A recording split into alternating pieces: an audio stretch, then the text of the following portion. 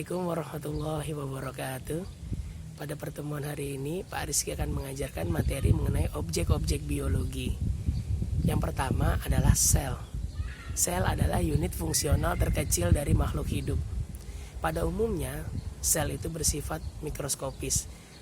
Ananda perlu ketahui ternyata ada sel yang berukuran makroskopis. Apa jawabannya? Jawabannya adalah sel telur, ya. Sel telur yang sering kita konsumsi yaitu telur ayam itu merupakan sel, ya.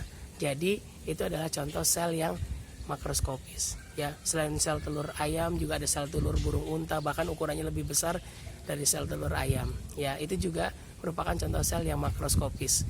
Kemudian sel contohnya adalah misalkan kita kenal ada yang namanya sel epitel, kemudian ada yang namanya sel-sel saraf, kita kenal ada yang namanya sel darah, ya, baik itu sel darah merah, sel darah putih, ataupun keping darah. Dan nanti juga setelah ini kita ketahui bahwa sel akan membentuk suatu struktur yang menyatu satu dengan yang lainnya sehingga terbentuk jaringan. Nah, kalau kita membahas jaringan itu nantinya konteksnya pada apa sih? Konteksnya adalah pada kumpulan dari sel-sel yang sejenis yang saling berkaitan satu dengan yang lainnya dan membentuk suatu fungsi tertentu. Contohnya adalah jaringan epitel. Jaringan epitel pada hewan merupakan jaringan pelindung yang nantinya melindungi organ-organ yang ada di dalamnya pada hewan dan tumbuhan.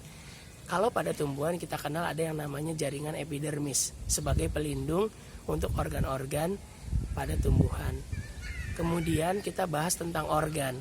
Organ adalah kumpulan jaringan-jaringan yang membentuk suatu organ.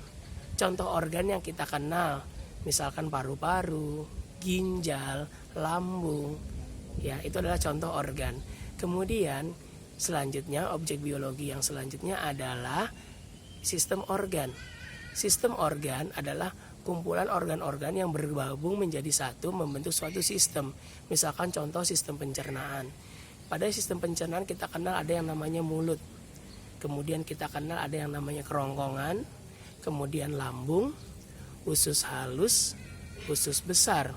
Nah, itu adalah contoh dari sistem organ di mana bergabungnya organ-organ membentuk suatu sistem yang saling berhubungan satu dengan yang lain. Dan yang terakhir adalah organisme. Organisme adalah suatu makhluk hidup yang nantinya dia memiliki gabungan-gabungan dari berbagai macam sistem organ. Pada manusia kita kenal ada yang namanya sistem peredaran darah, tadi yang Pak Rizky sebutkan sistem pencernaan, kemudian sistem pernafasan, sistem ekskresi atau pengeluaran, sistem reproduksi, kemudian sistem imun, kemudian sistem regulasi.